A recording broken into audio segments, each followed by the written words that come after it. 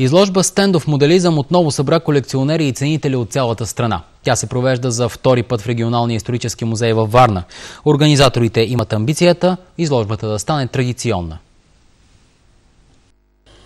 Тази година в изложбата са взели участие над 40 души от различни български градове.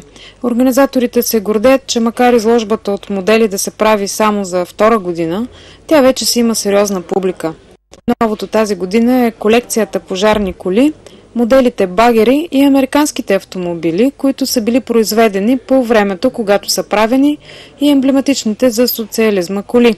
Колекционерите се спират пред богатата витрина на цивилната авиация и, разбира се, диорамите, които представляват комплекс от елементи и дори цели сцени.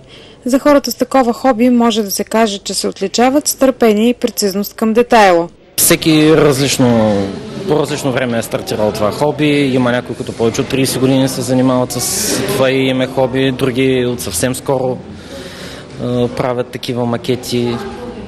По време на изложбата успяхме да запалим и няколко нови деца за моделизма. На повечето от нас това хоби идва от ученическите години. Това е преди 1989 година, когато беше добре организирана веригите с кръжоци по моделизъм. И на повечето от нас тогава ни е този интерес и хоби и се занимаваме. Всеки кой непрекъснато, кой с известни прекъсвания като период. Любителите на моделизма казват, че най-ценните качества за всеки, който започва да прави диорами, са прецизност и въображение.